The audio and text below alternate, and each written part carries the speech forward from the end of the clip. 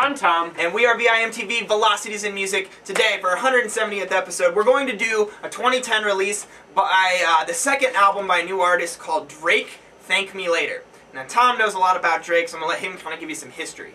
Well, just to keep this brief, he was in the show Degrassi, which was that on Disney and Nickelodeon? Some kid I don't really watch those channels, so I'm sorry I don't have my facts on that one, but he was in that for a number of years.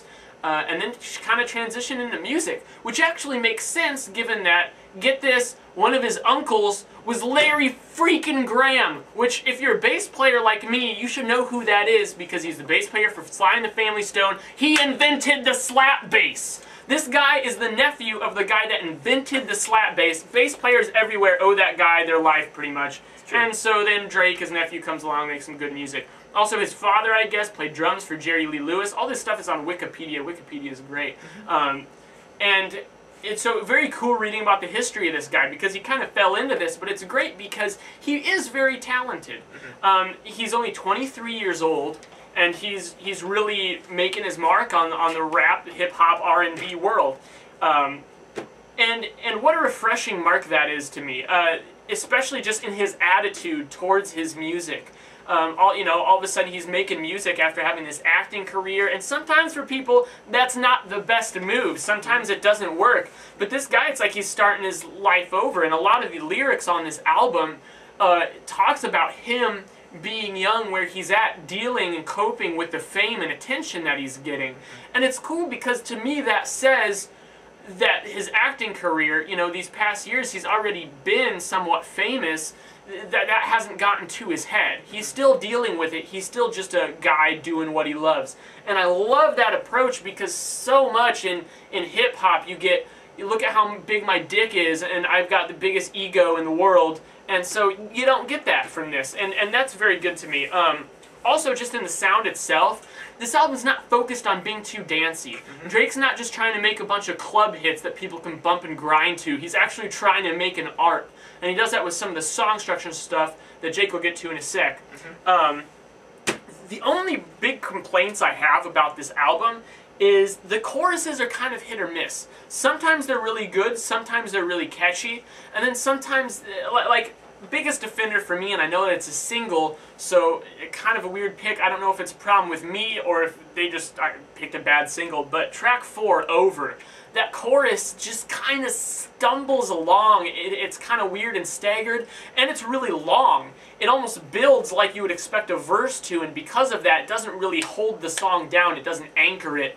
It behaves in a strange way with the structure of that song. And he sings at a very low vocal yeah, it gets kind of raspy almost. It's just harsh. Yeah, I'd completely agree with that. Only other thing is, the album does drag on a little bit. You get this with a lot of rap albums. Now, this one's only 14 tracks, which usually they're over 15, and they've got skits and stuff in them. Not really any skits here, only 14 tracks, but you've got some 5-6 minute long tracks, and for rap, that's pretty up there, which at least some of the time it is justified. Yeah. I'll give him that. Some of the time he's doing some different stuff in there that allows the room for those longer track lengths, but when you add it all together, it makes the album drag just a little bit.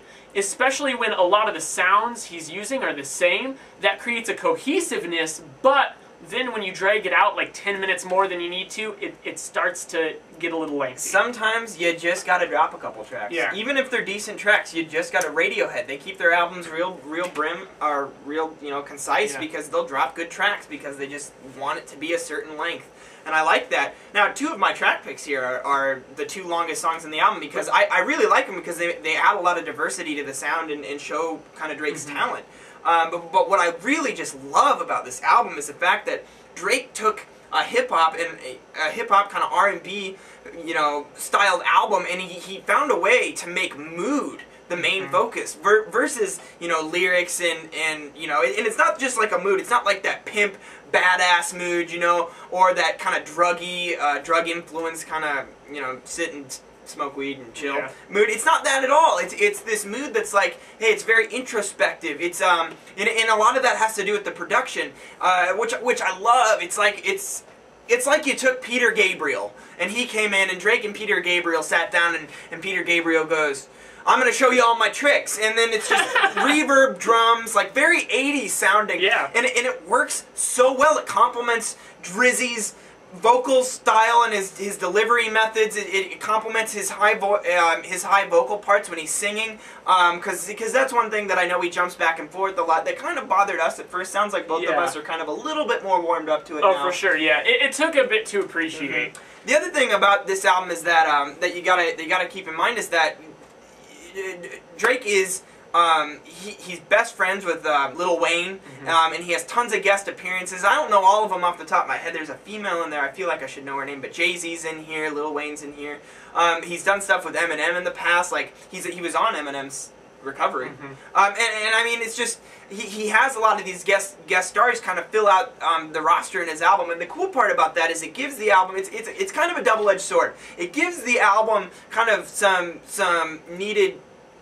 You know, kind of more spice and flavor so it doesn't get bland ever.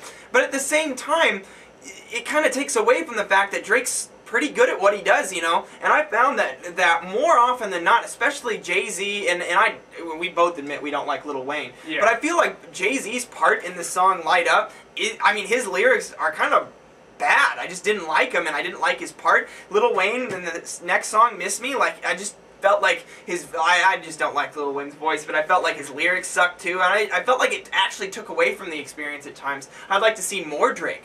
Because he's very versatile. Yeah.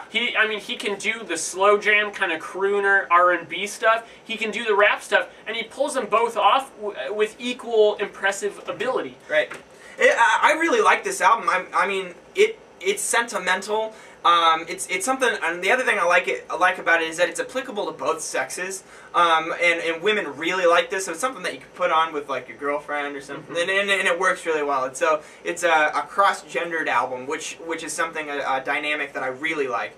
My favorite tracks are track 5, Show Me a Good Time, track 7, Fancy, you know, hair done, everything big done. I love that. Catchy as hell. That's one of the longer songs that trails off at the end and does some cool stuff. Shut It Down, I really like that song. And then track 13, Find Your Love, I like that. I'm gonna, let's see, how many should I pick? I think I'll pick 4. I'm gonna go, I need to think about which ones though, because this is actually a very good album. It really is. You know what, I'll be different from you. I'm gonna pick 4, I'm gonna go track 1, Fireworks, track 3, The Resistance. I really like the chorus in that song.